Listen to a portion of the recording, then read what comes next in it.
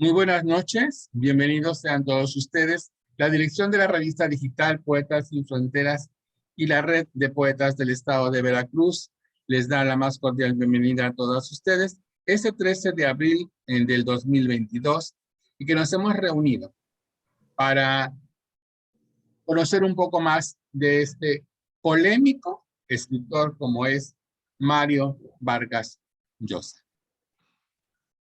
Jorge Mario Pedro Vargas Llosa nace en Arequipa un 28 de marzo de 1936. Conocido como Mario Vargas Llosa, es un escritor peruano que cuenta también con la nacionalidad española desde 1993. Considerado uno de los más importantes novelistas y ensayistas contemporáneos, sus obras han cosechado numerosos premios, entre los que destacan el Nobel de Literatura en el 2010, el Premio Cervantes en 1994, que es el considerado como el más importante en la lengua española, el Príncipe de Asturias de Letras en 1986, y el Rómulo Gallegos en 1967 y el Premio Planeta en 1993, entre otros. Bien, vamos a dar la bienvenida a todos ustedes, a María Luz Olivares Aldana, Isidoro Arturo Gómez Montenegro, Silvia Aquino, María Teresa Galás, Angélica Arriola y nuestra invitada de la República Dominicana, Ángela Pinales. Bien, damos voz a nuestra compañera y maestra Silvia Aquino. Muy buenas tardes. Yo estoy por acá por Xochimilco, con mucho cariño para todos los Poetas Sin Fronteras, al cual pertenezco, y también mucho saludo a todo nuestro público. Hablar de Mario Vargas Llosa es un poco complicado y un poco difícil.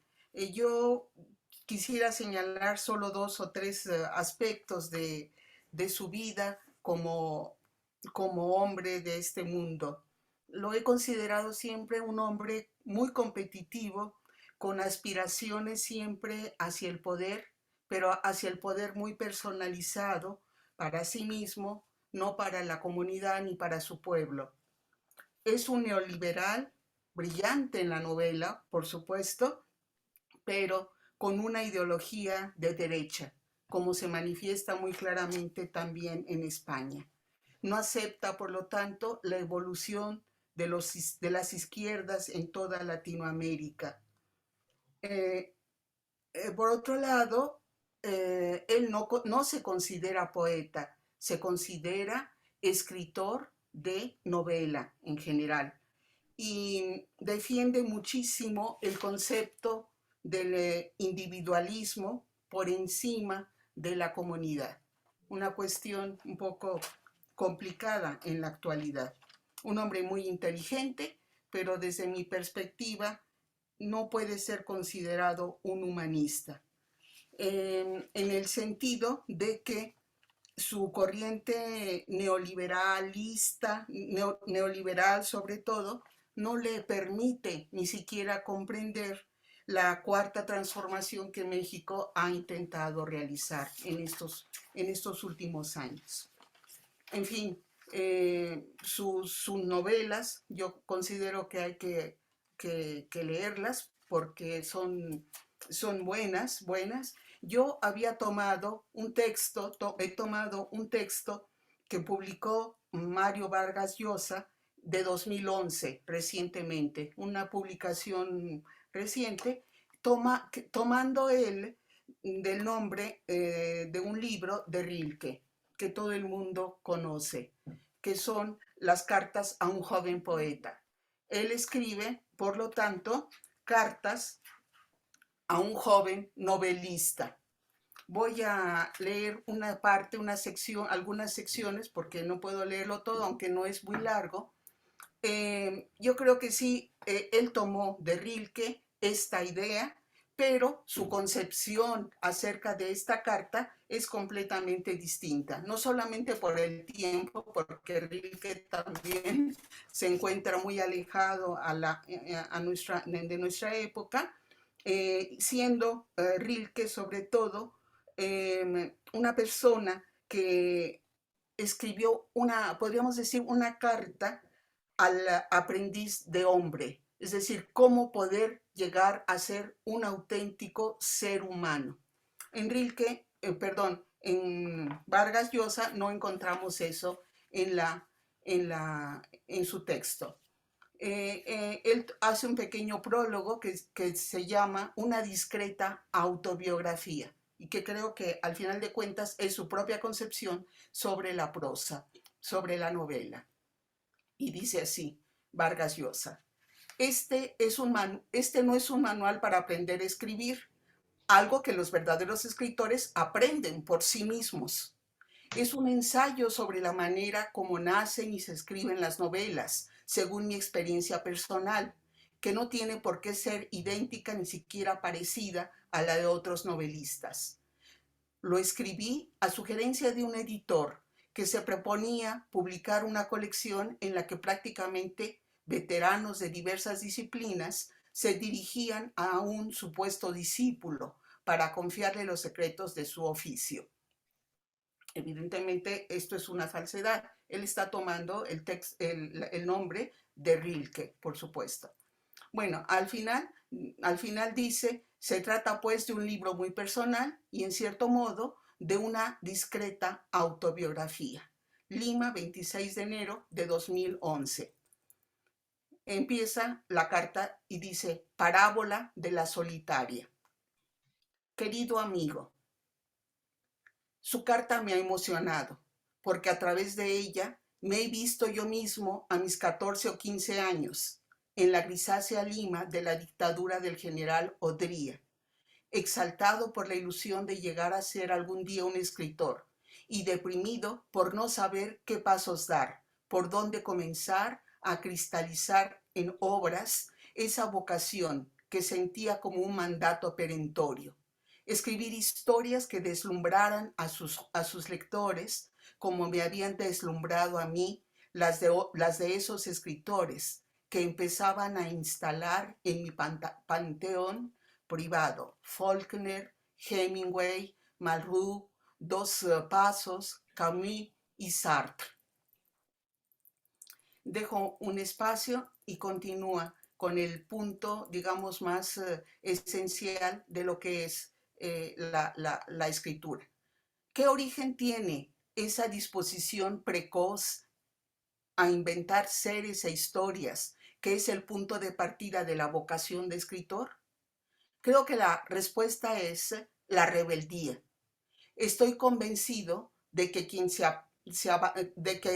abandona a la elucubración de vidas distintas a aquella que vive en la realidad manifiesta de esta indirecta manera, su rechazo y crítica de la vida tal como es, del mundo real, y su deseo de sustituirlos por aquellos que fabrica con su imaginación y sus deseos. ¿Por qué dedicaría su tiempo a algo tan evanescente y quimérico, la creación de realidades ficticias? ¿Quién está íntimamente satisfecho con la realidad real, con la vida tal como la vive?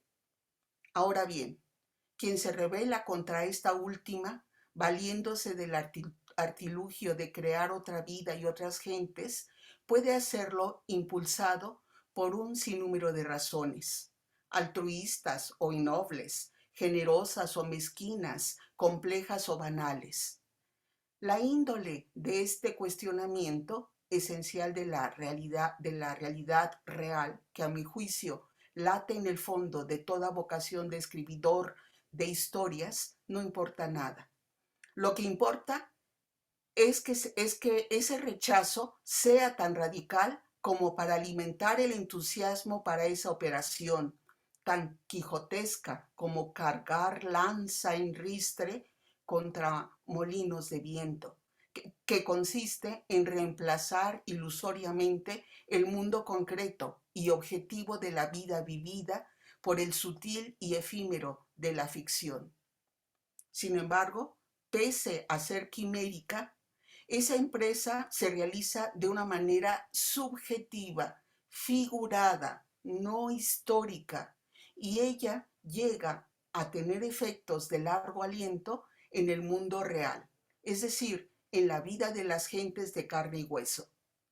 Este entredicho con la realidad, que es la secreta razón de ser la literatura, de la vocación literaria, determina que ésta nos ofrezca un testimonio único sobre una época dada.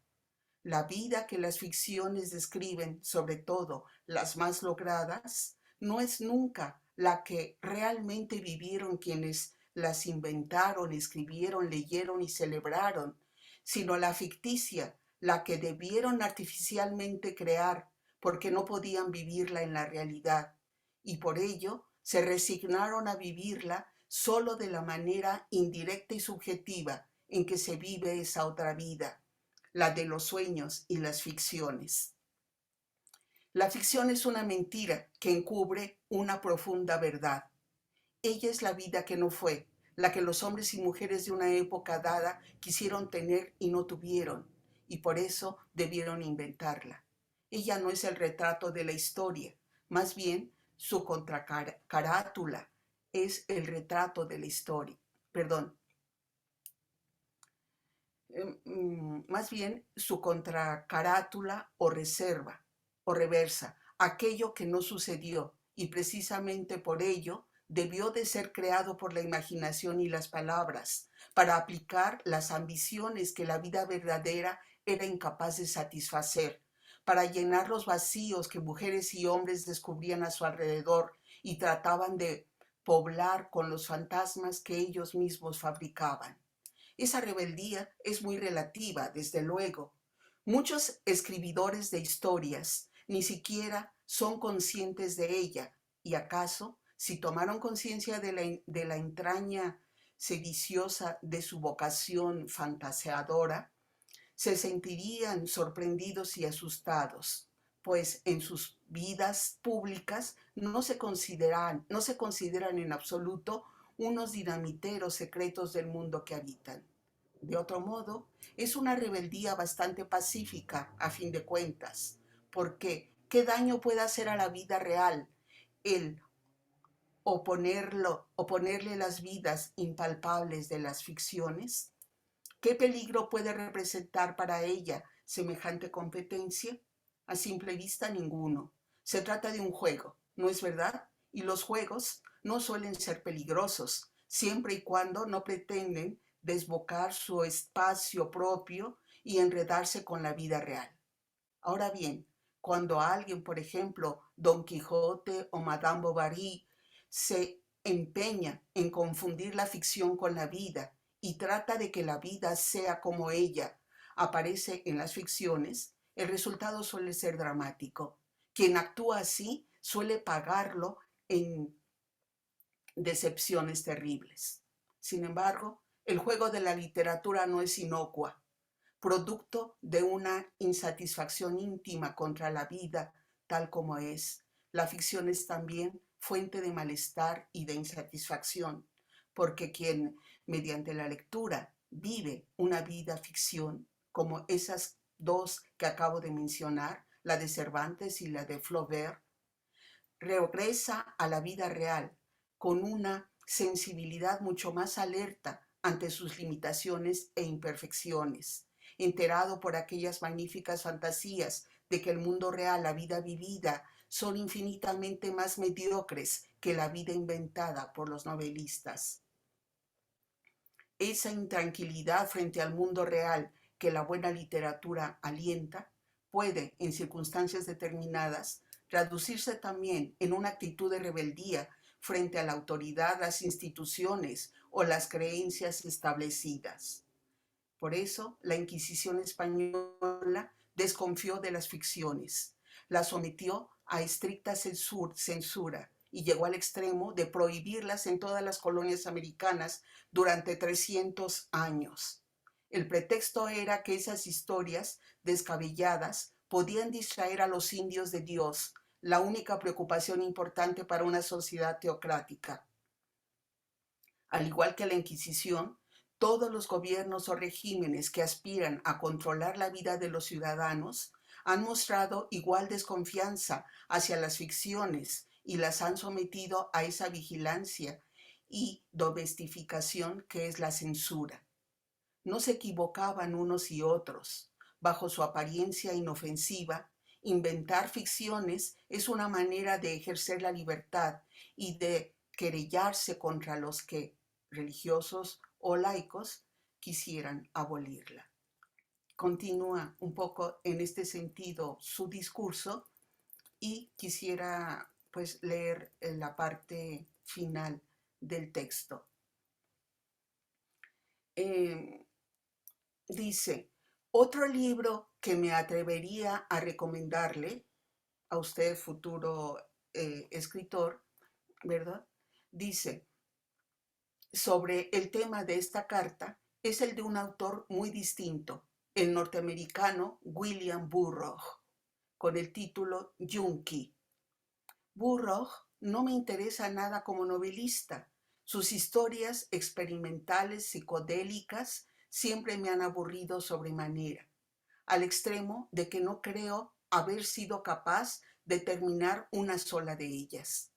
Pero el primer libro que escribió, Junkie, factual y autobiográfico, donde relata cómo se volvió drogadicto y cómo la adicción a las drogas, una libre elección añadida a lo que era sin duda cierta proclividad, hizo de él un esclavo feliz, un sirviente deliberado de su adicción.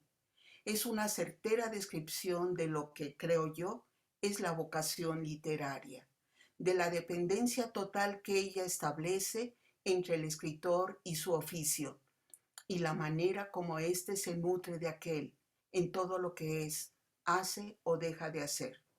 Pero mi amigo, esta carta se ha prolongado más de lo recomendable para un género, el epistolar, cuya virtud principal debería ser precisamente la brevedad. Así que me despido. Un abrazo. Y termina hasta aquí esta carta, que creo que sería muy interesante leerla, contemplarla y pensarla. Muy amables, gracias. Gracias, maestra Silvia Aquino. La mayoría de sus novelas están ambientadas en Perú y exploran una concepción sobre la sociedad peruana. En la Guerra del Fin del Mundo en 1981, La Fiesta del Chivo del 2000 y El Sueño del Celta en el 2010. Ahora recibimos a nuestro amigo y maestro Isidoro Arturo.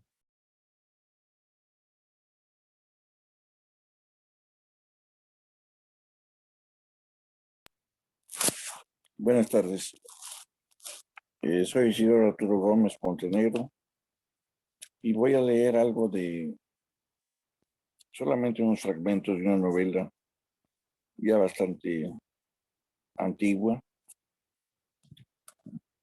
y coincido, no logré escuchar todo lo que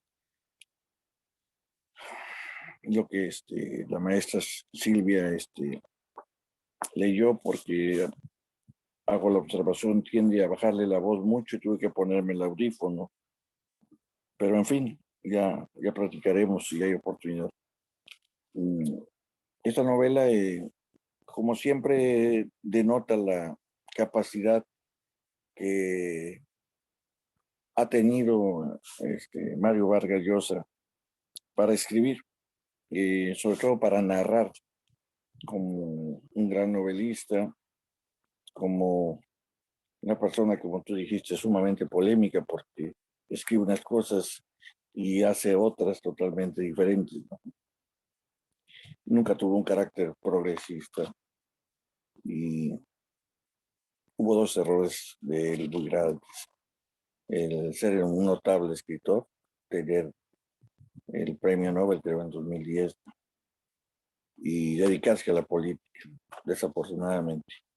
De ahí en fuera, el tercero ya lo vamos a comentar ya cuando esto se acabe, porque es tío muy lejano de una escritora de Bolivia, de, eh, de Bolivia y de Brasil. Tiene ella dos nacionalidades también, y es un pariente lejano, y conversamos cada uno en su lugar, como digo, pero jamás haría lo que él ha hecho.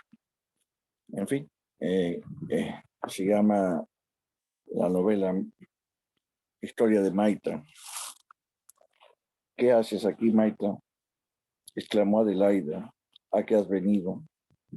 El castillo Rospigliosi está en el límite de Lince y Santa Beatriz, barrios ahora indiferenciables. Pero cuando Maita se casó con Adelaida, había entre ellos una lucha de clases.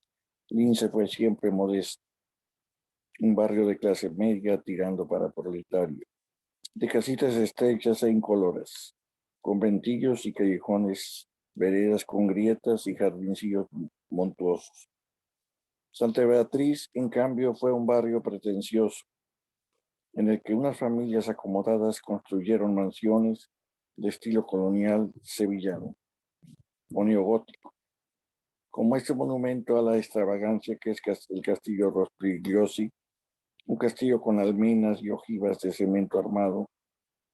Los vecinos de Lince miraban con resentimiento y envidia a los de Santa Beatriz, porque estos a su vez los miraban por sobre el hombro y los choreaban. Quisiera conversar un momento contigo, dijo Mike. Y si no, no te importa ver a mí. Ahora Santa Beatriz y Lince son la misma cosa. El primero decayó y el segundo mejoró hasta que se encontraron en un punto intermedio, un barrio informe de empleados comerciantes y profesionales, ni ricos ni paupérrimos, pero con problemas para llegar a fin de este mes. Esta medianía parece bien representada por el mayor de Adelaida, don Juan Sara, funcionario de correos y telégrafos. Con muchos años de servicio, su foto está junto a la ventana, sin cortinas, por la que pueda observar el castillo Rospigliosi. Como ahí funciona una dependencia del Ministerio de Aviación, lo rodean alambradas y sacos de arena, pero sobre los que asoman cascos y fusiles de centinela. Una de esas patrullas me detuvo al venir aquí y me registró de pies a cabeza antes de dejarme pasar. Los avioneros estaban muy nerviosos, los dedos en los gatillos. No es para verlos. Dado los acontecimientos en la foto, don Juan Zárate aparece de terno y corbata en serio. Serio y Adelaida, prendida de su brazo, está también adusta. Es de cuando nos casamos, en Cañete. Fuimos a pasar 3 días a casa de un hermano de Juan. Estaba de 7 meses. ¿Apenas se me nota? No. En efecto, nadie diga que una mujer con una gravidez tan avanzada, la foto debe tener cerca de 30 años. Es extraordinario lo bien conservada que está, la que fue por corto tiempo mujer de mi condiscípulo salesiano. Embarazada de Maita, añada Adelaida. La escuchó con atención y la observó. No salgo de la sorpresa que me produjo ver al entrar a la lóbrega casita. Solo había hablado con ella por teléfono y nunca imaginé que esa voz áspera correspondiese a una mujer todavía atractiva. Pese a sus años, tiene cabellos grises ondulados que llegan a los hombros y una cara de facciones suaves en la que destacan unos labios carnosos y unos ojos profundos. Cruza las piernas, lisas, torneadas, largas, firmes. Cuando fue mujer de Maita, debía ser una belleza.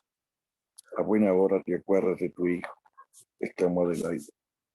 Siempre me acuerdo de él, repuso Maita. Una cosa es que no lo vea y otra cosa que no piense en él. Hicimos un pacto y lo cumplo. Pero hay en ella algo desolado, abatimiento, una expresión de derrota y una total indiferencia. No parece importarle que los insurrectos hayan tomado el Cusco y establecido. Hay un gobierno, ni los tiroteos indescifrables de anoche en las calles de Lima, ni si es falso o cierto que cientos de marines han desembarcado en las últimas horas en la base de La Joya, en Arequipa para reforzar al ejército, que parece haberse desmoronado en todo el frente sur. No menciona siquiera una vez los sucesos que tienen en vilo a toda Lima, y que pese al triunfo, que no es para mí estar conversando con ella, me distraen con imágenes recurrentes de banderas rojas, erupción de fusiles y gritos de victoria en las calles cusqueñas. No lo cumples cuando te atreves a presentarte en mi casa, dijo Adelaida, apartándote un fleco de cabellos de la frente. No sabes el lío que me puedes traer con mi marido. Bueno, hasta aquí dejo y nada más hago este comentario. En algún momento llegué a ver otros reportajes escritos en revistas muy importantes sobre la capacidad que él tenía, la destreza para escribir la novela. Yo aquí veo en este libro, que ya es muy pasado de años, cómo va narrando y cómo va sosteniendo un ritmo, sosteniendo los tiempos y también describiendo, siendo muy descriptivo en cuanto a su escritura. Es la cualidad que veo en el maestro Mario Vargas Llosa. Gracias, Ramón. Gracias. Muchas gracias, maestro Isidoro.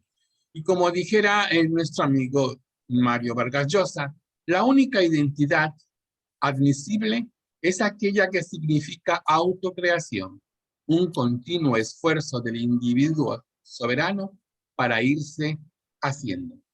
Ahora recibimos a María Luz Olivares Aldana.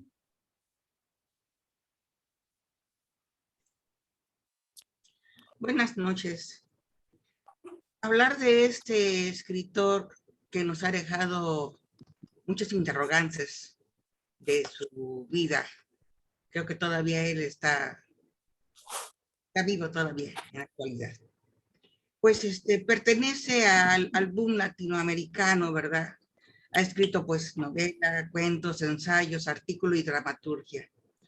Este escritor pues alcanzó la fama en la década de 1960, pero estuve leyendo también aquí unos datos que ya en 1958 él era un joven peruano de 22 años y residía en Madrid, y decidió probar suerte con algunos de los numerosos cuentos que él escribía desde su adolescencia, y los mandó a un certamen del cual ahí fue reconocido apenas como escritor. De esos cuentos se dice que hay una sequedad casi exenta de adjetivos, y sobre todo de todo juicio moral, y sobre todo su renuncia a explicar hechos decisivos. Estos rasgos hacen que los relatos golpeen con su injustificada violencia la conciencia a un lector que lee. Él, cuando fue otorgado el premio Nobel del 2010, él dice y declaró que era un reconocimiento al idioma español, no a él, porque era respecto a lo que hago, lo que digo, expresa el país en el que he nacido, el país en el que he vivido, las experiencias fundamentales que marcan a un ser humano, que son la inocencia, la infancia y juventud. De tal manera que el Perú soy yo, y agradezco a mi país lo que soy, el ser un escritor. Voy a leerles unos escritos donde yo leo que él dice que su vida es una exorcista, y dice así: mi vida parece sin misterio y monótona. A quienes me ven de paso a la oficina en las mañanas apuradas, la verdad es distinta. Cada noche debo salir a pelear contra un espíritu malvado que, valiéndose de disfraces, perro, grillo, nube, lluvia, vago, ladrón, trata de infiltrarse en la ciudad para estropear la vida humana, sembrando discordia. A pesar de sus disfraces, Yo siempre lo descubro y lo espanto. Nunca he conseguido engañarme ni vencerme. Gracias a mí, en esta ciudad, todavía es posible la felicidad, pero los combates nocturnos me dejan exhausta y mayugada en pago de mis refriegas contra el enemigo. Les pido unas sobras de afecto y amistad. Y en un pequeño escrito de él dice que debe advertirles que la literatura es fuego. Advertirles que la literatura es fuego, que ella significa inconformidad y rebelión, que la razón de ser del escritor es protesta, la contradicción y la crítica.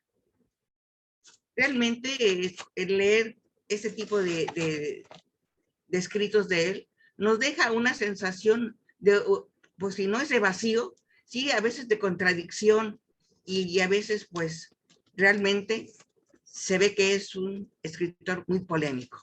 Muchas gracias.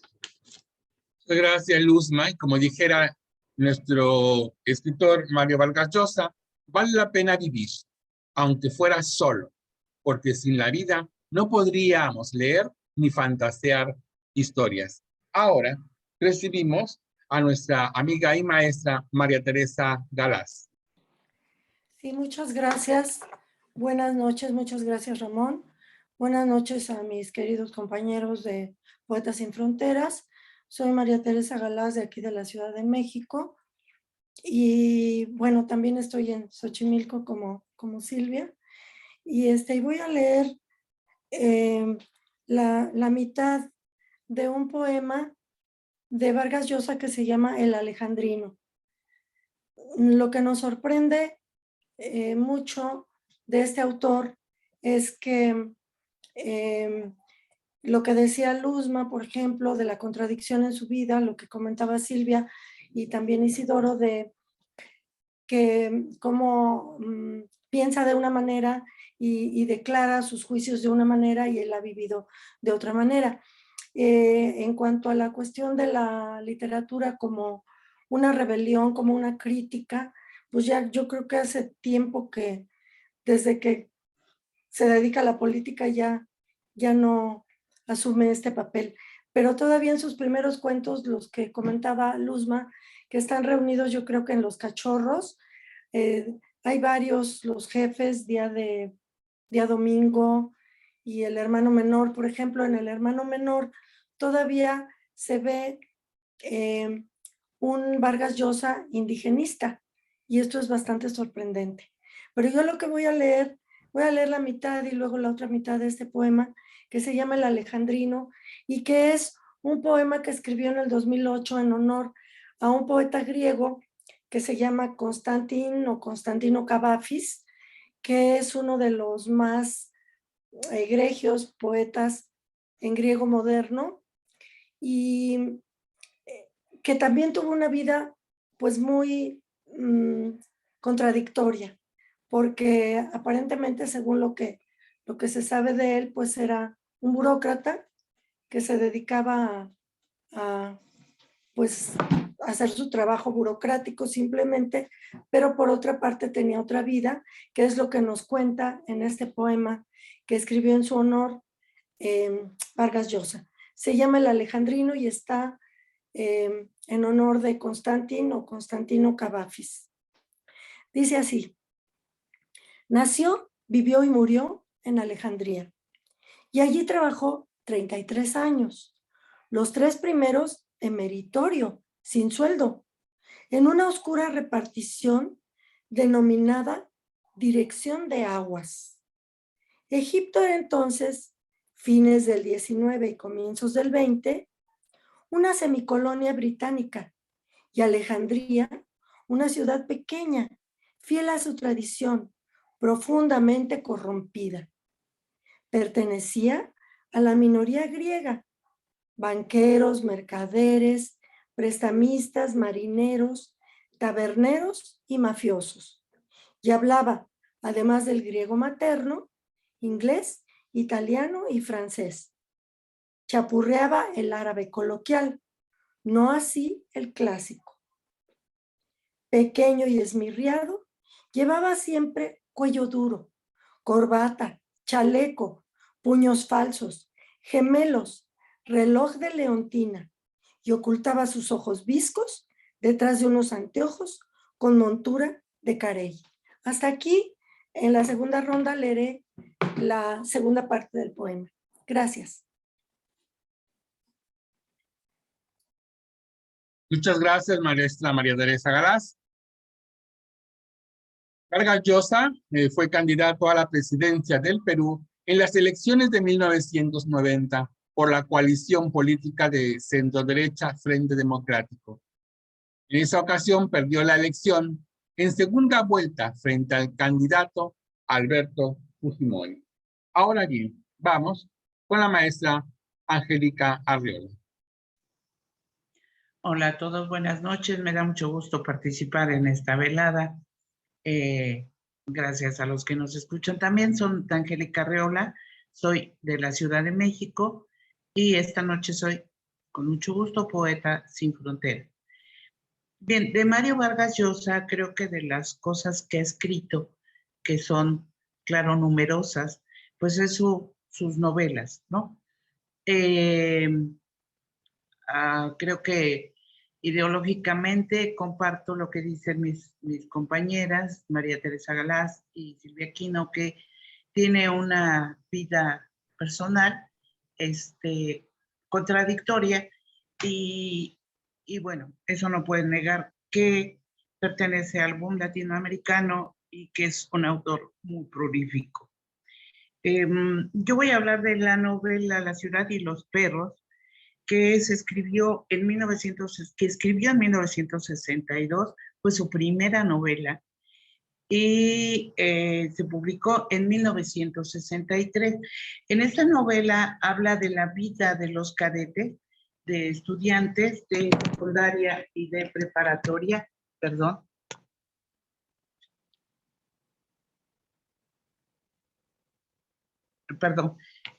secundaria y de preparatoria del Colegio Militar Leoncio Prado. Habla de la vida de ellos, de los castigos, de esta forma tan dura de los colegios militares. Ahí, por ejemplo, hay una crítica de Vargas Llosa de esto, ¿no? Se refiere al Colegio Militar de Lima. Como decía Ramón, muchas de sus novelas ocurren en este contexto, en este escenario. Entonces voy a leer un poco del principio de La ciudad y los perros para que se note la manera de esta novela. Tuvo el premio Seix Barral en 1963. Dice así: 4, dijo el jaguar. Los rostros se suavizaron en el resplandor vacilante que el globo de luz difundía por el recinto. A través de escasas partículas limpias de vidrio, el peligro había desaparecido para todos, salvo para Porfirio K.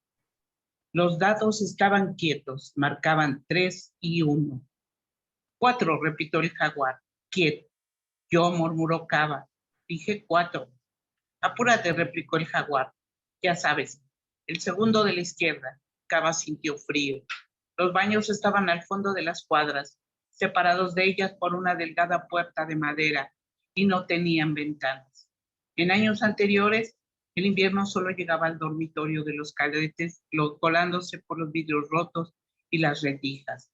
Pero este año era agresivo y casi ningún rincón del colegio se libraba del viento, que en las noches conseguía penetrar hasta en los baños, disipar la hediondez acumulada durante el día y destruir su atmósfera tibia.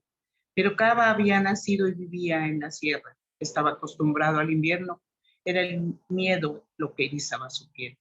¿Se acabó? ¿Puedo irme a dormir?, dijo Boa, un cuerpo y una voz desmesurado, un plumero de pelos grasientos que corona una cabeza prominente, un rostro diminuto, ojos hundidos por el sueño, tenía la boca abierta, del labio inferior adelantado, colgaba una hebra de tabaco. El jaguar se había vuelto a mirar. Entró de imaginaría a la una, dijo Boa. Quisiera dormir algo. Váyanse, dijo el jaguar, los despertaré a las 5. Boa y Rulos salieron. Uno de ellos tropezó al cruzar el umbral y maldijo. Apenas regreses, me despiertas, ordenó el jaguar. No te demores mucho. Van a ser las 12. Sí, dijo Cava. Su rostro, por lo común impenetrable, parecía fatigado. Voy a vestirme. Salieron del baño. La cuadra estaba a oscuras, pero Cava no necesitaba ver para orientarse entre las dos columnas de literas. Conocía de memoria ese recinto estirado y alto. Los colmaba ahora una serenidad silenciosa, alterada intensamente por ronquidos o murmullos. Llegó a su cama, la segunda de la derecha, la de abajo a 1 metro de la entrada. Mientras sacaba a tientas del ropero el pantalón, la camisa caqui y los botines, sentía junto a su rostro el aliento teñido de tabaco de bayano, que dormía en la litera superior.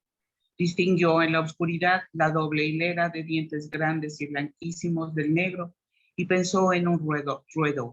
Sin bulla, lentamente se despojó del pijama de franel azul y se vistió. Echó sobre sus hombros el sacón de paño. Luego, pisando despacio porque los botines crujían, caminó hasta la litera del jaguar, que estaba al otro extremo de la cuadra, junto al baño. Jaguar. Sí, toma. Cava alargó la mano, tocó 2 objetos fríos, uno de ellos áspero. Conservó en la mano la linterna, guardó la linterna en el bolsillo del sacón. ¿Quiénes son los imaginarios?, preguntó Cava. El poeta y yo. ¿Tú? Me reemplaza el esclavo. ¿Y en las otras secciones tienes miedo? Cava no respondió. Se deslizó en punta de pie hacia la puerta. Abrió uno de los batientes con cuidado, pero no pudo evitar que crujiera. ¡Un ladrón!, gritó alguien en la oscuridad. Mátalo, imaginaria. Cava no reconoció la voz. Miró afuera. El patio estaba vacío, débilmente iluminado por los globos eléctricos de la pista de desfile que separaban las cuadras de un campo de hierba. La neblina disolvía el contorno de los 3 bloques de cemento que albergaban a los cadetes de 5º año y les comunicaba una apariencia irreal. Salió, aplastado de espaldas contra el muro de la cuadra, se mantuvo unos instantes quieto y sin pensar. Ya no contaba con nadie. El jaguar también estaba a salvo. Envidió a los cadetes que dormían, a los suboficiales, los soldados entumecidos en el galpón levantando a la otra orilla del estadio. Advirtió que el miedo lo paralizaría si no actuaba. Calculó la distancia, debía cruzar el patio y la pista de desfile. Y así continúa. Una de las cosas que más se pueden ver en esta novela es los abusos y las humillaciones a las que se ven enfrentados el esclavo, varios de los estudiantes de este colegio militar. Gracias. Muchas gracias, maestra Angélica. En el 2011 fue nombrado primer marqués de Vargas Llosa por el rey Juan Carlos I de España. En el 2021 fue elegido miembro de la Academia Francesa para ocupar el asiento número 18 de esa institución, de la que es el primer miembro que no ha escrito obras en lengua francesa, a pesar de que la habla con fluidez. Ahora toca el turno a nuestra amiga Angélica Arreola.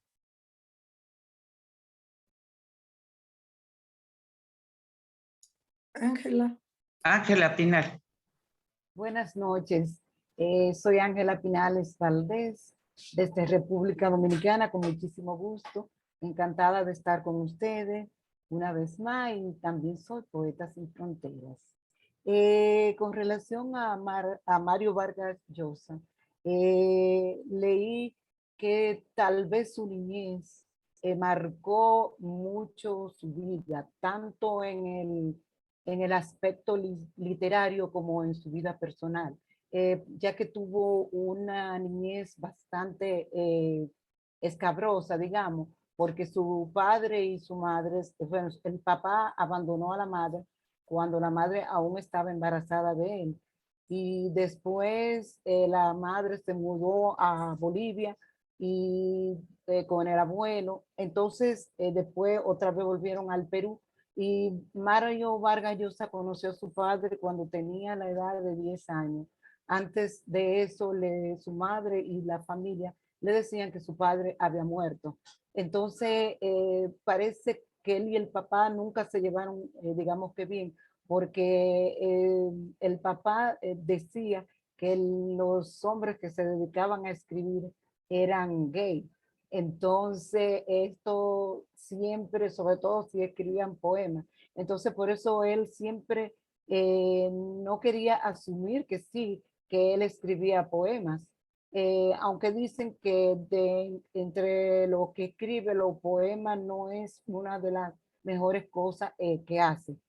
No obstante, esta noche yo les voy a compartir uno de sus poemas que se llama El Padre Homero, y está basado en ese Homero que conocemos de la literatura, o sea, de la poesía antigua. Y dice así, ya les dice, no sabemos si era uno o muchos, ni siquiera sabemos si existió o lo inventamos, para dar un dueño y una leyenda a los poemas que fundaron el mundo en que vivimos. Las cuencas vacías de sus ojos iluminan como dos soles las aguas, las islas y las playas del Mediterráneo. Tampoco sabemos si las historias que cantó tuvieron raíces en la historia real o fueron fantaseadas por su imaginación incandescente.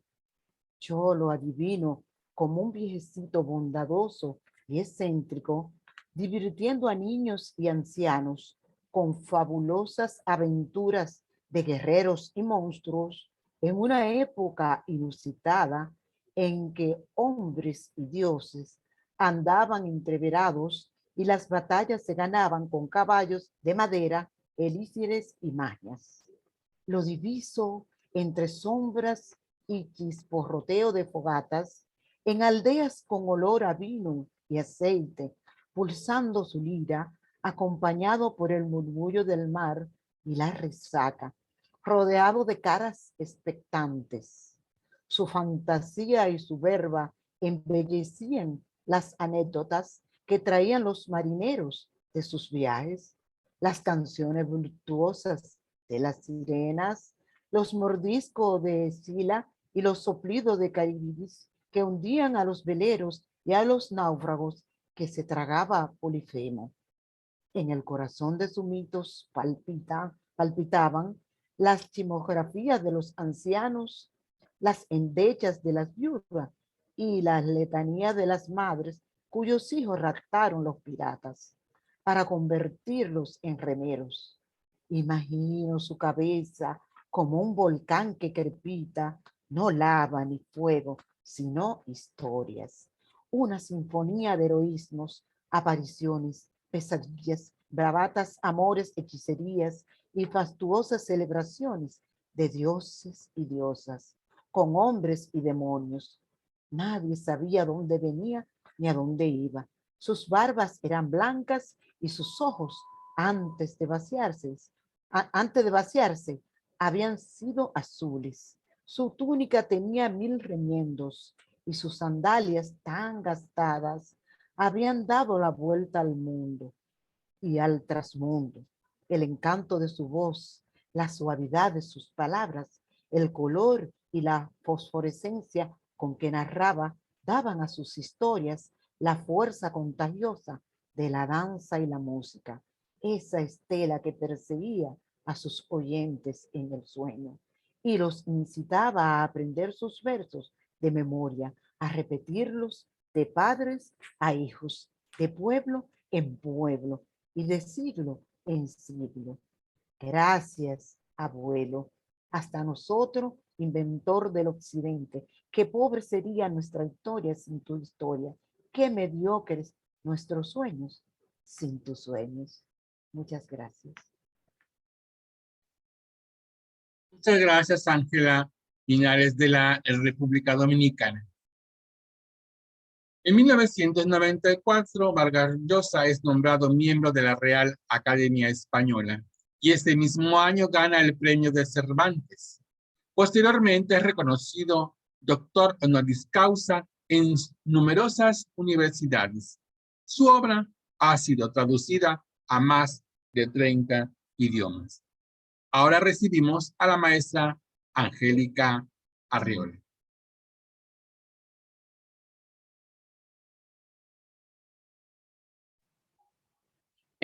Ya pasé en la primera ronda. Sería hasta la segunda, ¿no?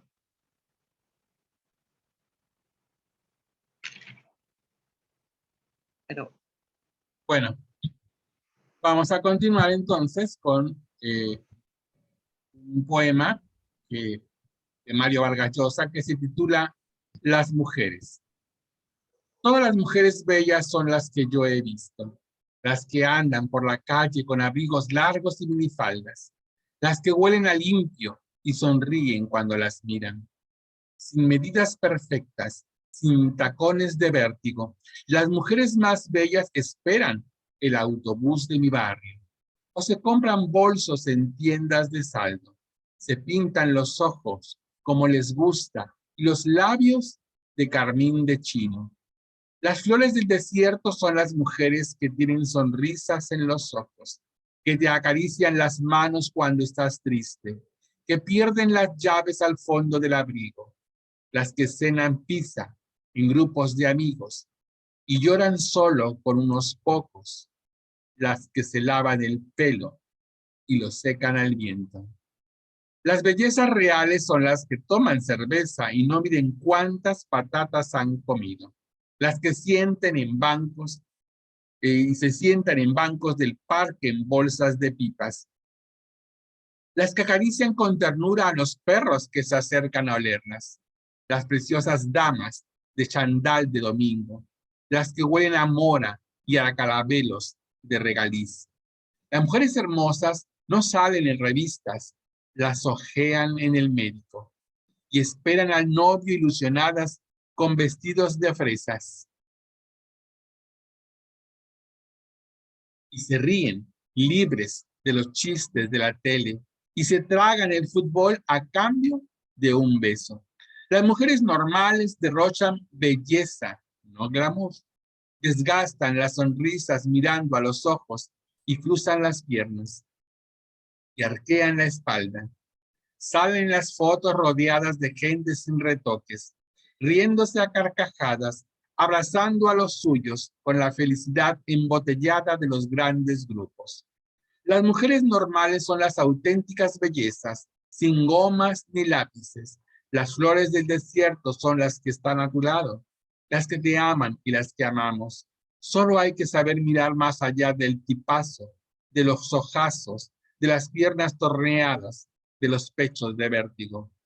Efímeros adornos, vestigios del tiempo, enemigo de las formas y enemigo del alma, vértigo de divas y llanto de princesas. La verdadera belleza está en las arrugas de la felicidad. Mario Vargas. Entonces quiere decir que nos vamos a la segunda ronda.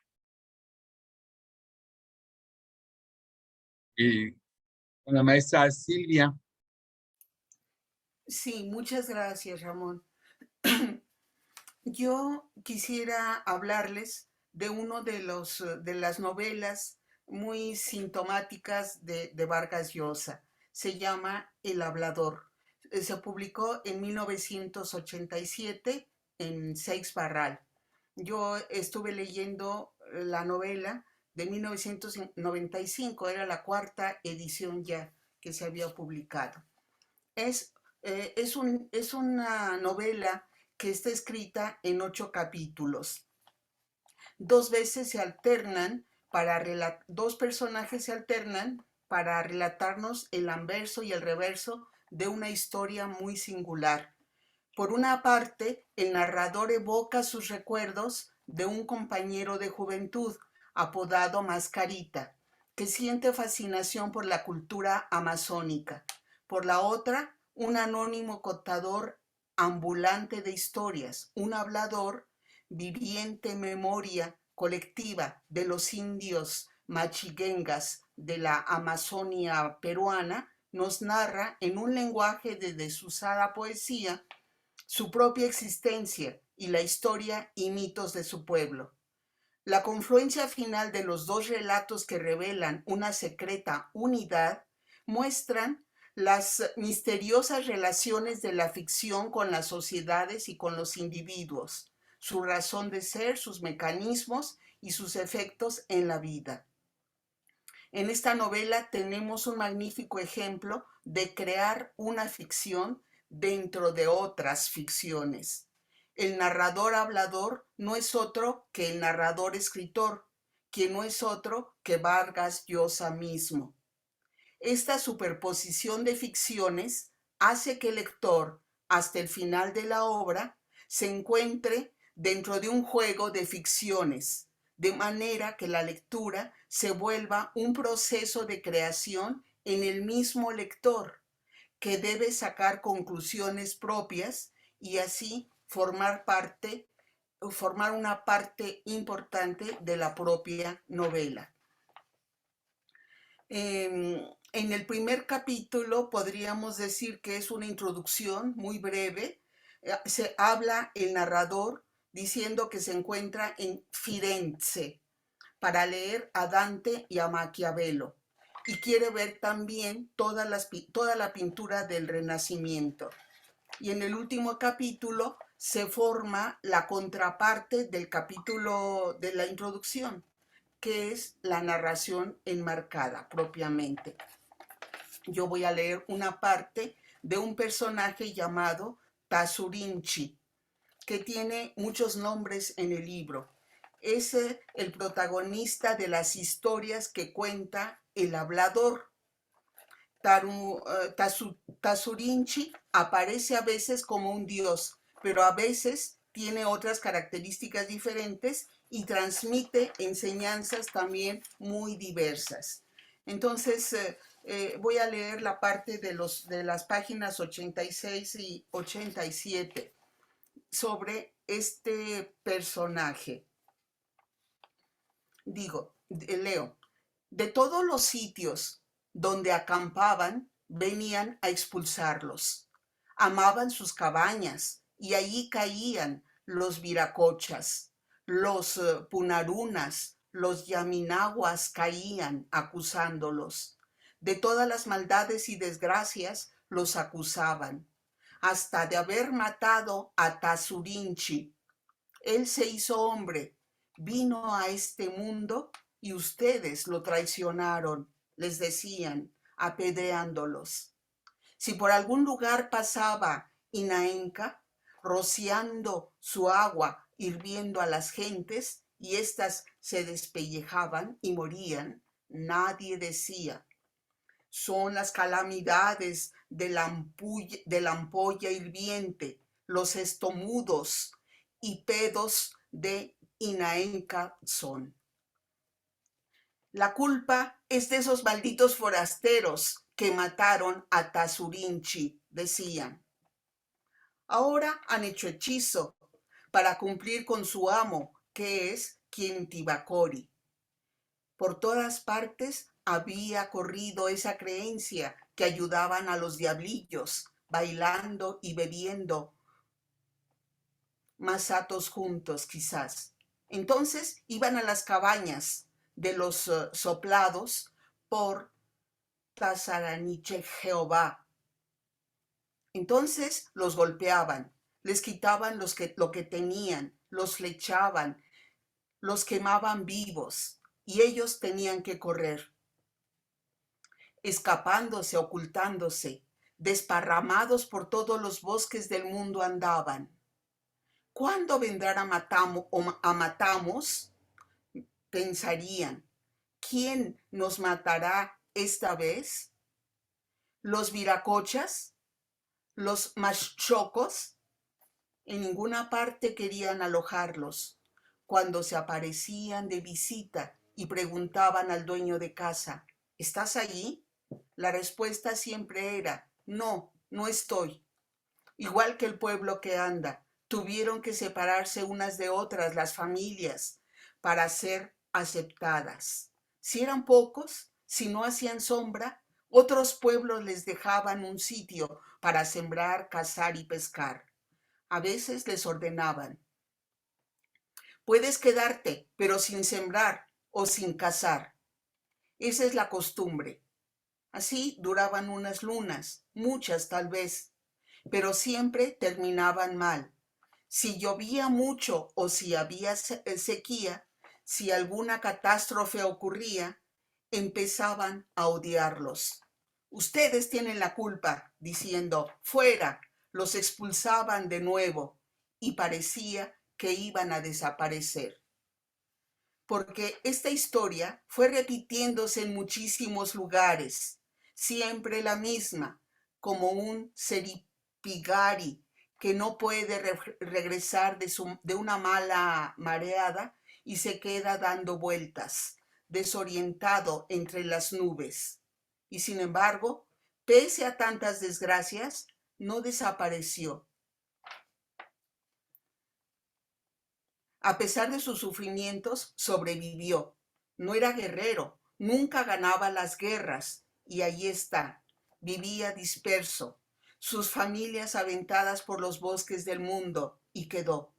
Pueblos más grandes de guerreros, pueblos fuertes, de mashcos, de viracochas, de seripigaris sabios, pueblos que que parecían indestructibles, se iban, desapareciendo pues. Ni rastro quedaba de ellos en este mundo. Nadie los recordaba después. Ellos, en cambio, allí seguirían, viajando, yendo y viniendo, escapándose, vivos y andando, pues, a lo largo del tiempo y a lo ancho del mundo también. Sería que, pese a todo lo que ocurrió, el pueblo de Tasurinchi, Jehová, no se desparejó de su destino. Cumpliría su obligación siempre, respetando las prohibiciones también. Por ser distinto a los demás, ¿sería odioso? Por eso no lo aceptarían los pueblos entre los que estuvo. ¿Quién sabe? A la gente no le gusta vivir con gente distinta. Desconfiará tal vez. Otras costumbres, otra manera de hablar la asustarán. Pero si el mundo fuera confuso, oscuro de repente, la gente quisiera que todos fueran iguales, que los demás se olvidaran de sus costumbres, mataran a sus eripigaris, desobedecieran las prohibiciones e imitaran las de ella. Si lo hubiera hecho, el pueblo de Tasurinchi Jehová habría desaparecido. No hubiera quedado de él ni un hablador para contar su historia. Yo no estaría aquí hablando, tal vez. Es bueno que el hombre ande, dice el Saripigari. Eso es la sabiduría, creo. Bueno, será. Que el hombre sea lo que es, pues no somos los machiguengas ahora como éramos hace muchísimo tiempo, como ese día en el gran Pongo, en que Tasurinchi empezó a soplar, somos. Por eso no hemos desaparecido, pues. Por eso seguimos andando, quizás. Eso lo aprendí de ustedes. Antes de nacer pensaba, un pueblo debe cambiar, hacer suyas las costumbres, las prohibiciones, las magias de los pueblos fuertes, adueñarse de los dioses y diosesillos, de los diablos y diablillos, de los pueblos sabios. Así todos se volverán más puros, pensaba, más felices también. No era cierto. Ahora sé que no. Lo aprendí de ustedes, sí. ¿Quién es más puro y más feliz renunciando a su destino, pues? Nadie. Seremos lo que somos mejor. Lo que deja de cumplir su obligación para cumplir la de otro, perderá su alma. Y su envoltura también quizás, como el Tasurinchi Gregorio, que se volvió chicharra, machacuy, en esa mala mareada. ¿Será que cuando uno pierda su alma, Los seres más repugnantes, las alimañas más dañinas, harán su guarida en el cuerpo vacío. A la mosca se le traga el moscardón, al moscardón el pajarito, al pajarito la víbora. ¿Queremos que nos trague? ¿Que nos traguen? No. ¿Queremos desaparecer sin dejar rastro? Tampoco. Si nos acabamos, se acabará el mundo también.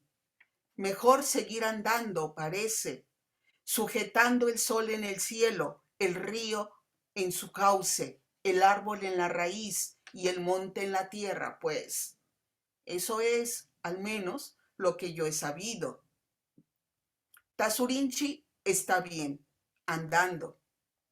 Iba a visitarlo a su casa en el río Timpinía, cuando me lo encontré por la trocha. Con 2 de sus hijos regresaban de donde los padres blancos, los que viven a orillas de Cepagua. Les había llevado su cosecha de maíz. Está haciendo eso hace ya tiempo, me contó. Los padres blancos le dan semillas, machetes para rozar el monte, palas para remover la tierra y sembrar papa, camote, maíz, tabaco, café y algodón. Después, él les vende lo que no necesita y así compra más cosas. Me mostró lo que tenía: ropa, comida, una lámpara de aceite, anzuelo, un cuchillo. Quizá la próxima vez me podré comprar también una escopeta, diciendo, y que antes cazaría de todo por el monte. Pero no estaba contento Tasurinchi, preocupado más bien, su frente con arrugas y los ojos duros, pues. En esas tierras del Timpinía solo se puede sembrar un par de veces en el mismo sitio, nunca más, lamentándose. Y en algunas partes solo una vez. Mala tierra es, parece. La única siembra de yucas y de papas dio una cosecha pobrísima. Es una tierra que se cansa pronto, parece. Está queriendo que le deje en paz, decía Tasurinchi. Se me quejó amargamente. Tierras perezosas, honestas, del Timpinía, diciendo, apenas se las hace trabajar, ya piden descanso. Así son. Conversando de esta y otras cosas, llegamos a su casa. Salió a darnos el encuentro su mujer, muy agitada. Se había pintado la cara de duelo y moviendo las manos, señalando, dijo que el río era ladrón. Se había robado a una de sus 3 gallinas, pues. Ella la tenía en los brazos para calentarla, porque parecía enferma, mientras sacaba agua en la vasija. Y de pronto todo comenzó a temblar. La tierra, el bosque, la casa, todo a temblar. Como con daño, decía. Como bailando temblaba.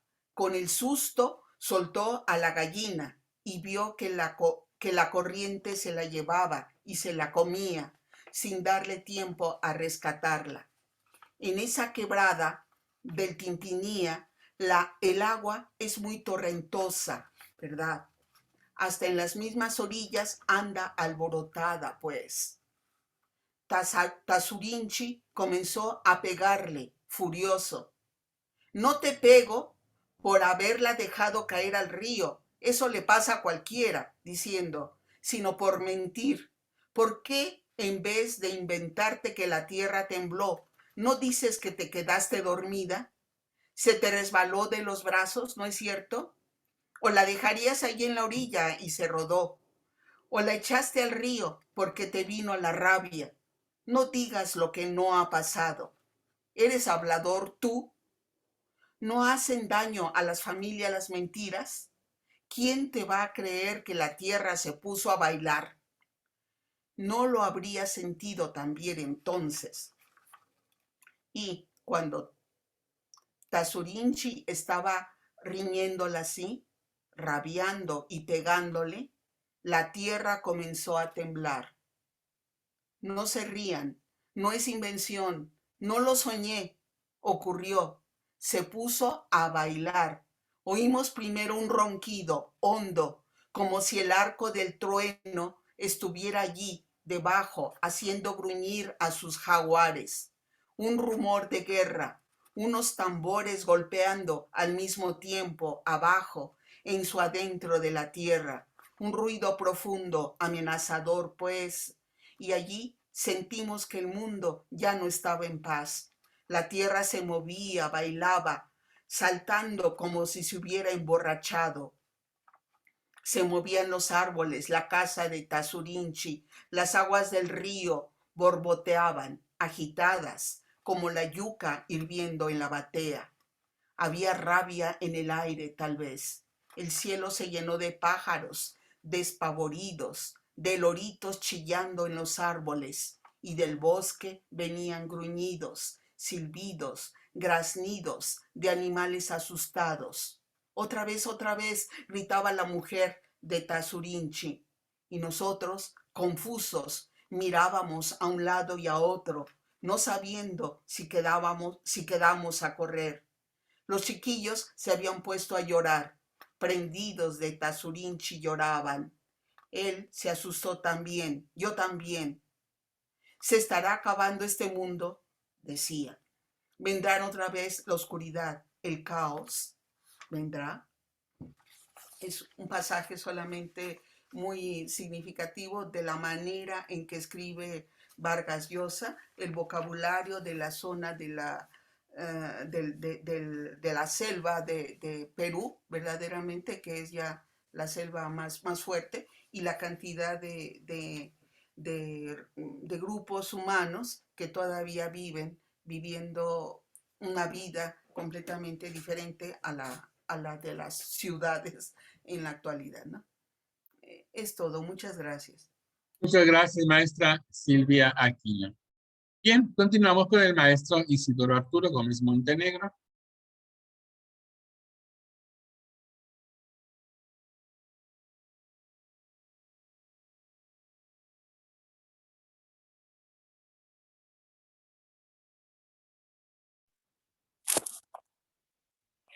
Bueno, voy a leer un ensayo que es La civilización del espectáculo. Este libro lo tuvimos oportunidad, así de pequeñito, de comprarlo en Puno, Perú, allá en Juliaca, cuando fuimos la primera ocasión a un encuentro presencial.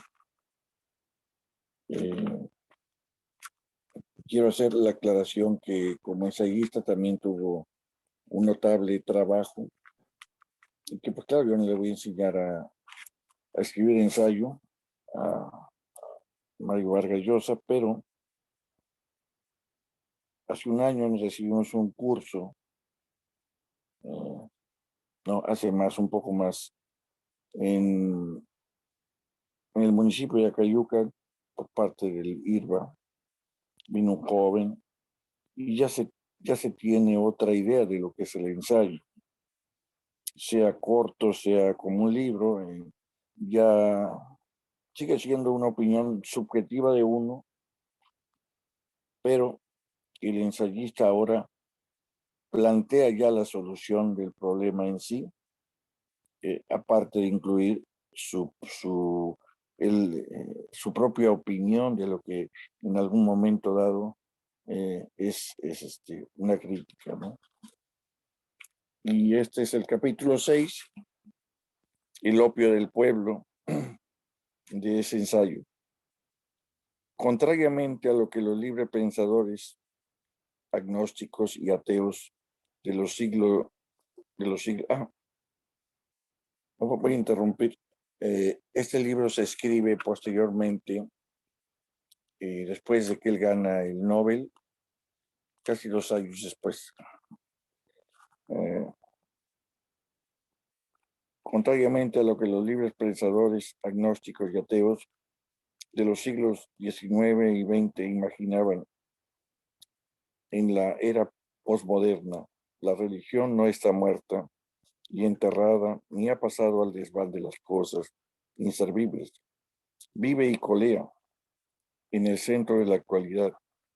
No hay manera de saber, desde luego, si el fervor de creyentes y practicantes de las distintas religiones que existen en el mundo ha aumentado o decrecido. Pero nadie puede negar la presencia que ocupa el tema religioso en la vida social, política y cultural contemporáneo, probablemente tanto o más grande que en el siglo XIX, cuando las luchas intelectuales y cívicas a favor o en contra del laicismo eran preocupación central en gran número de países a ambos lados del Atlántico. Por lo pronto, el gran protagonista de la política actual, el terrorista suicida, visceralmente ligado a la religión, es un subproducto de la versión más integrista y fanática del islamismo. El combate a Al-Qaeda y su líder, el difunto Osama Bin Laden, no lo olvidemos, es ante todo religioso. Una ofensiva purificadora contra los malos musulmanes y renegados del Islam, así como contra los infieles nazarenos cristianos y degenerados de Occidente encabezados por el gran Satán. Los Estados Unidos. En el mundo árabe, la confrontación que más violencias ha generado tiene un carácter inequívocamente religioso, y el terrorismo islamista ha hecho hasta ahora más víctimas entre los propios musulmanes que entre los creyentes de otras religiones, sobre todo si se tiene en cuenta el número de iraquíes muertos o mutilados por acción de los grupos extremistas, chiíes y suníes, y los asesinados en Afganistán por los talibanes. Movimiento integrista que nació en las madrasas o escuelas religiosas afganas y pakistaníes. Y al igual que Al-Qaeda no ha vacilado nunca en asesinar a musulmanes que no comparten su puritanismo integrista. Las divisiones y conflictos diversos que recorren las sociedades musulmanas han contribuido en lo más mínimo a atenuar la influencia de la religión en la vida de los pueblos sin exacerbarla. En todo caso, no es el laicismo el que ha ganado terreno, más bien en los países como el Líbano y Palestina. Los focos laicistas se han encogido como en los últimos años con el crecimiento como fuerzas políticas de Hezbollah, el Partido de Dios libanés, y de Hamas, que obtuvo el control de la Franja de Gaza en limpias elecciones. Estos partidos, al igual que Yihad Islámica Palestina, tienen un origen fundamentalmente religioso, y en las primeras elecciones libres que han celebrado en su historia Túnez y Egipto, la mayoría de los votos ha favorecido a los partidos islámicos más bien moderados. Si esto ocurre en el seno del Islam, no se puede decir que la convivencia entre las distintas denominaciones, iglesias y sectas cristianas sean siempre pacífica. En Irlanda del Norte, la lucha entre la mayoría protestante y la mayoría católica, ahora interrumpida, ojalá que para siempre, ha dejado una abrumadora cantidad de muertos y heridos por acciones criminales de los extremistas de ambos bandos. También en este caso el conflicto político entre unionistas e independentistas ha ido acompañado de un simultáneo y profundo antagonismo religioso como entre las facciones adversarias del Islam. El catolicismo vive en un seno de grandes conflictos, hasta hace algunos años el más intenso entre los tradicionalistas y los progresistas promotores de la teología de la liberación. Pugna que luego de la entronización de dos pontífices de línea conservadora, Juan Pablo y Benedicto XVI, parece haberse resuelto por el momento con el acorralamiento, no la derrota, de esta última tendencia.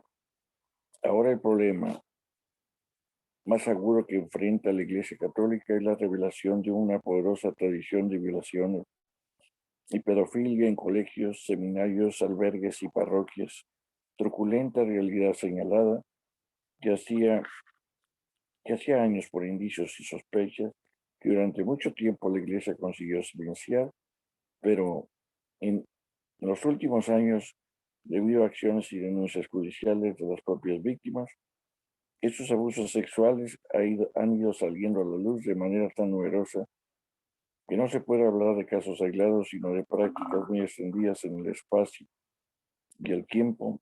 El hecho ha causado escalofríos en el mundo entero, sobre todo entre los propios fieles. La aparición de testimonios de millares de víctimas en todos los países católicos llevó a la Iglesia a ciertos lugares como Irlanda y Estados Unidos al borde de la quiebra por elevadísimas sumas que se han visto a gastar defendiéndose ante tribunales o pagando daños y perjuicios a víctimas de violaciones y maltratos sexuales cometidos por sacerdotes. Pese a sus protestas, resulta evidente que parte al menos de la jerarquía eclesiástica, las acusaciones en este sentido han alcanzado al propio pontífice. Se hizo cómplice de los religiosos pedófilos y violadores, protegiéndolos, negándose a denunciarlos a las autoridades, limitándose a cambiarlos de destino sin aparatos de sus tareas sacerdotales,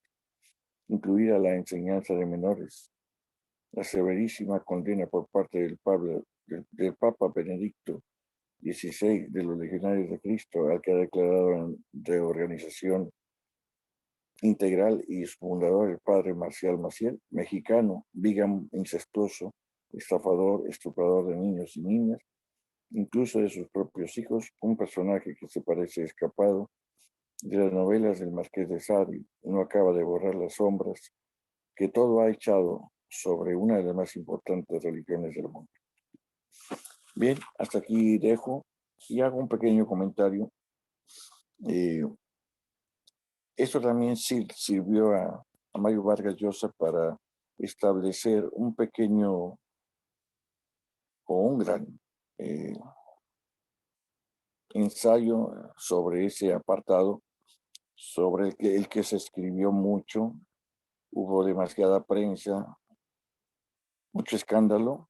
Hay libros incluso sobre los legionarios de Cristo que se distribuyeron. Yo tengo uno por ahí, revistas, y que le sirvieron a Mario Vargas Llosa para escribir esta parte del ensayo, porque es todo un libro que abarca innumerables trabajos. Es sobre lo que el escritor de alguna manera puede hacer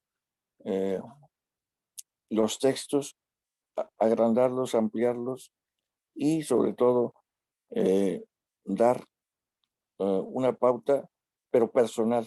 O sea, es ya responsabilidad de él la opinión que se tiene, que se escribe, y también de la editorial que lo edita y promociona. Gracias. Gracias. Muchas gracias, maestro Isidoro.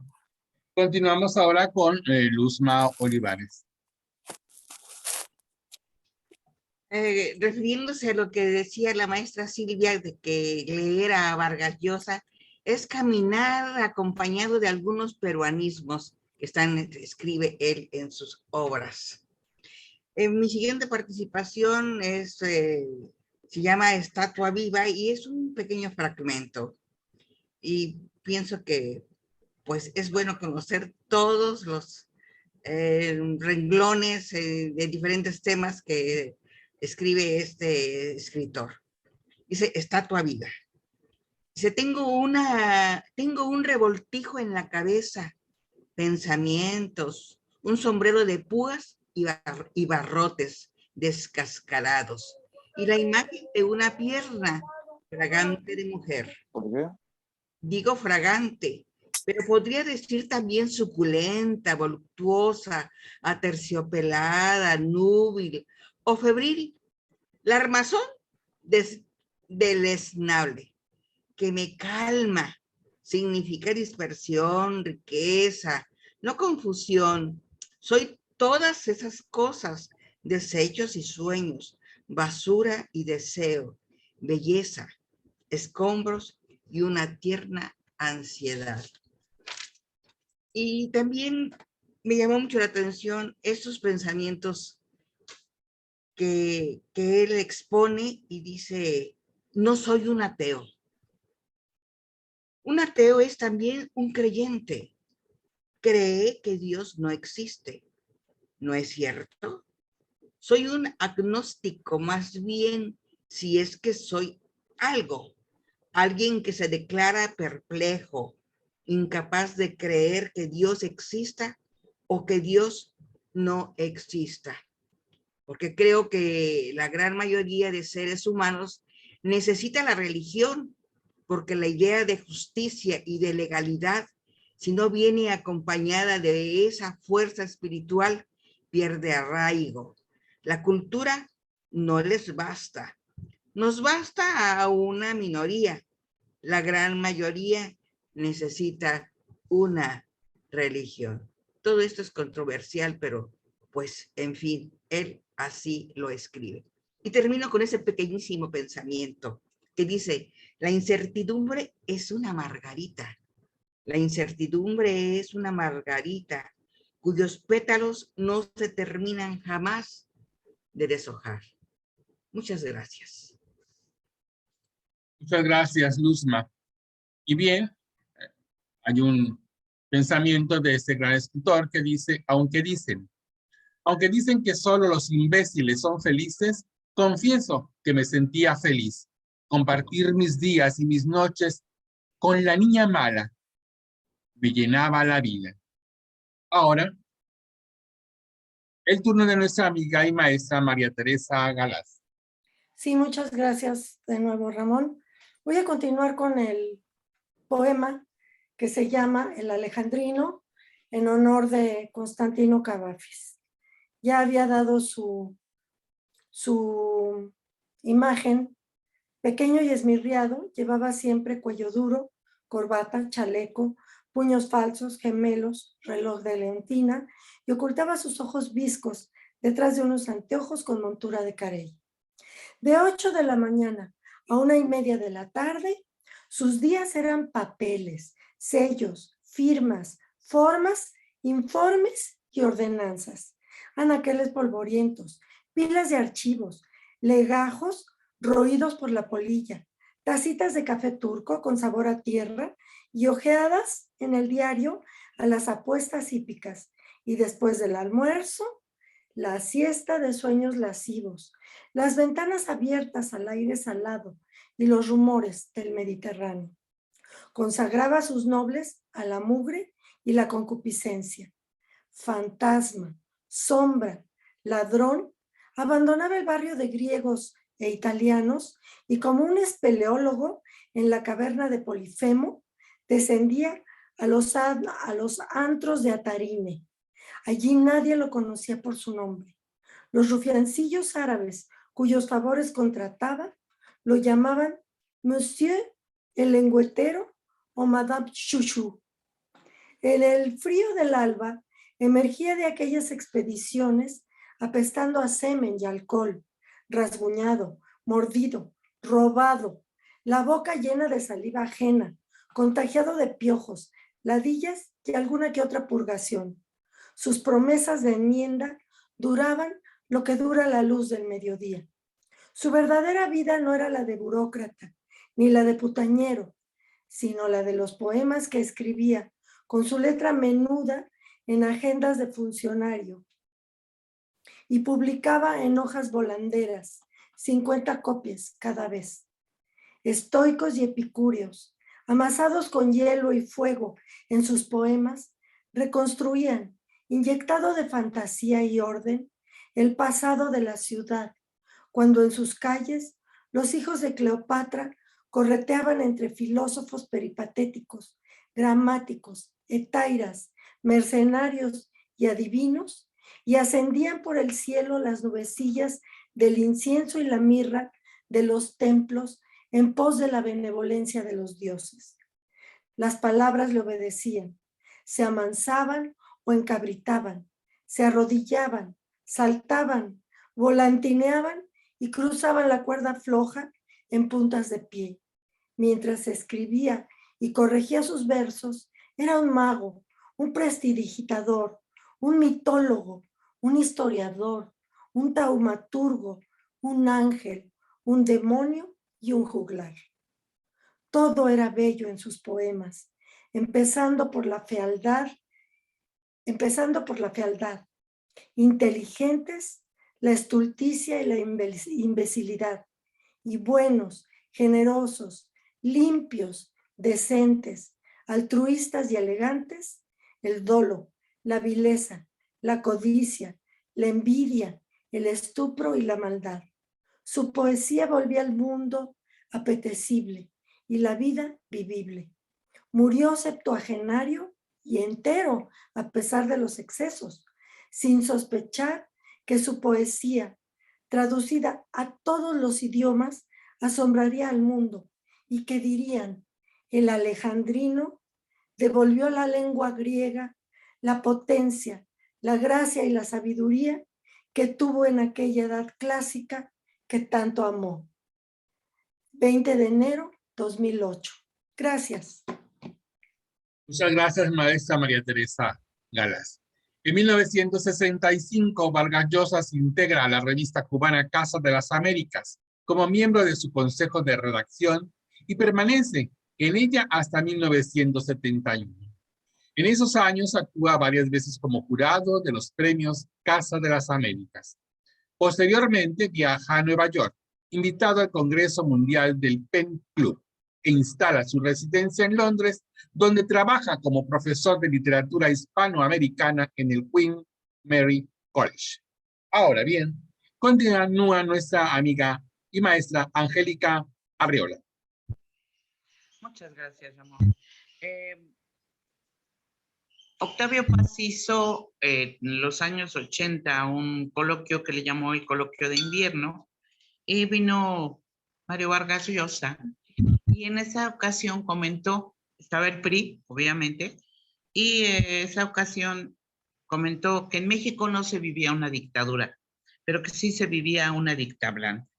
Bueno, ahí nos cayó muy bien Mario Vargas Llosa, porque obviamente los del PRI brincaron, ¿verdad? Y creo que fue una manera muy elegante de decir, aparentemente hay democracia, pero no lo hay, es casi una dictadura. Para esta segunda ronda voy a hablar de Conversación en la Catedral, que es otra novela importante, porque es una descripción de una dictadura también en Perú, bajo el general Manuel Odría, que se le llamó Ochenio. Y esta es una conversación que ocurre entre dos personajes que son Zabalita y el Sambo Ambrosio, que son periodistas, y en donde precisamente al principio hay una frase que dicen que es la que define esta novela, ¿no? Dice, ¿en qué momento se había jodido el Perú? Ya después Mario Vargas Llosa dijo que no se había jodido en un solo momento, sino en muchos momentos. Creo que igual nos ha pasado a muchos países latinoamericanos. Entonces leo la parte el principio, perdón. Dice, desde la puerta de la crónica, Santiago mira a la avenida Tacna, sin amor, automóviles, edificios desiguales y descoloridos, esqueletos de avisos luminosos flotando en la neblina. El mediodía gris. ¿En qué momento se había jodido el Perú? Los canillitas merodeaban entre los vehículos detenidos por el semáforo de Wilson, voceando los diarios de la tarde, y él echa a andar despacio hacia la colmena. Las manos en los bolsillos, cabizbajo, va escoltado por transeúntes que avanzan también hacia la Plaza San Martín. Él era como el Perú, Zabalita, se había jodido en algún momento. Piensa, ¿en cuál? Frente al Hotel Crillón, un perro viene a lamerle los pies. No vaya a estar rabioso, fuera de aquí. El Perú, jodido, piensa. Carlitos, jodido, todos jodidos. Piensa que no hay solución. Ve una larga cola en el paradero de los colectivos a Miraflores. Cruza la plaza y ahí está Norwood. Hola, hermano. En una mesa del bar Cela. Siéntate, Zabalita, manoseando un chilcano, y haciéndose lustrar los zapatos. Le invitaba a un trago. No parece borracho todavía y Santiago se sienta. Indica el lustrabotas que también le lustre los zapatos a él. Listo, jefe. Ahorita, jefe. Se los dejaría como espejos, jefe. Siglos que no se te ve, señor editorialista, dice Norwin. ¿Estás más contento en la página editorial que en locales? Sí, trabaja menos. Alza los hombros. A lo mejor había sido ese día que el director lo llamó. Pide una cristal helada. Quería reemplazar a Orgambide, Zabalita.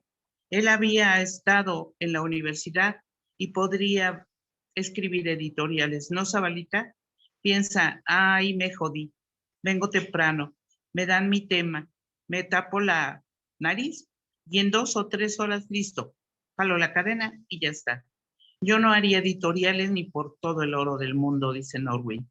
Esas leyes de la noticia y el periodismo en noticia. Zabalita, convéncete. Me moriré en policiales, no más.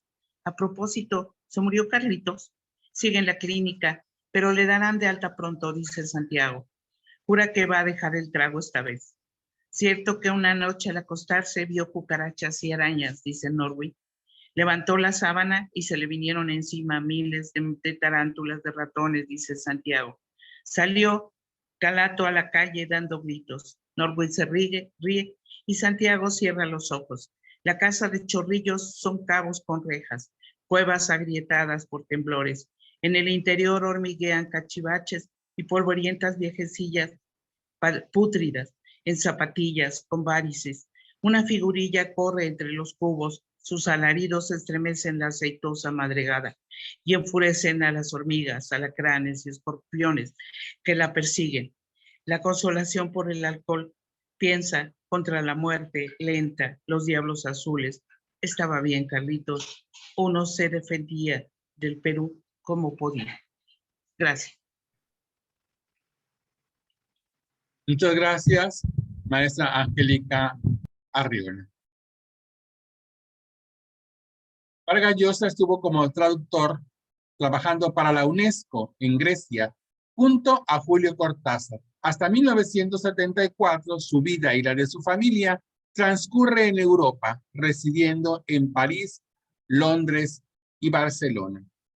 En 1993 obtiene la nacionalidad española sin renunciar a la peruana y colabora en el diario El País y con la revista cultural Letras Libres. Bien, ahora, desde la República Dominicana, nuestra amiga Ángela Pinales. Gracias. La obra de Vargas Llosa destaca por haber roto con los cauces de la narrativa tradicional.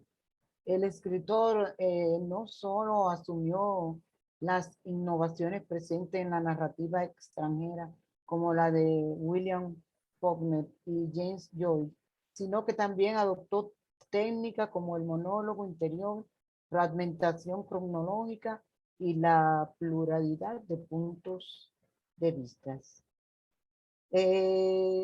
Continuando con los poemas que él hacía a las mujeres, les voy a compartir uno que se llama Diálogo de Mujeres.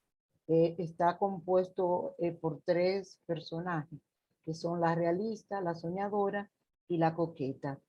La primera es la realista. Y dice así: solo existe lo que piso, miro, siento y toco, la lluvia que nos moja, los perros que nos huelen y los apresurados transeúntes. Detesto las mentiras de la irrealidad. Acato sin protestar la tiranía de todo lo que solo amo lo posible y me sublevo contra el hechizo de las ilusiones. Pobres amigas, ustedes tienen miedo a la vida y por eso se esconden entre las musarañas de la fantasía. Yo sé vivir. Entonces, ahora viene la soñadora.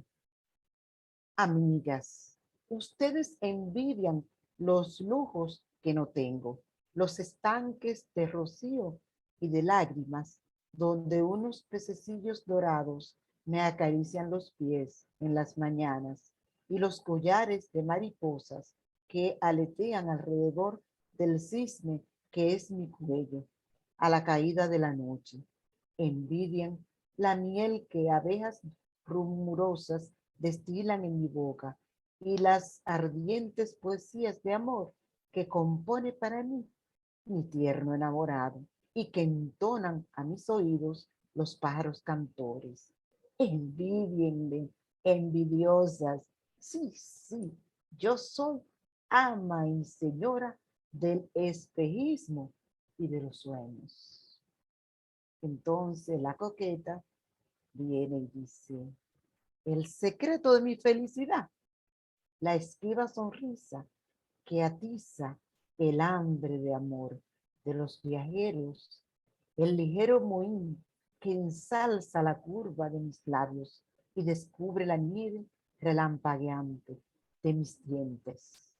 Una rodilla, un empeine, el lóbulo de la oreja, las aletas de la nariz pueden insinuar cosas hermosas y llenar de deseo a los hombres. Amigas, ustedes solo sueñan, yo hago soñar. Muchas gracias. Muchas gracias, Ángela Pinales, por acompañarnos desde la República Dominicana. Y bien, hemos terminado nuestra segunda ronda y queda también por agradecer a todos nuestros seguidores de nuestras redes sociales y a aquellos que nos escuchan a través de los canales culturales digitales. Me despido con ustedes con un pensamiento de nuestro escritor Mario Vargas Llosa, que dice: cuando creí que iba a perder la razón ante tanto sufrimiento, así descubrí que un ser humano no puede vivir sin creer. Muy buenas noches.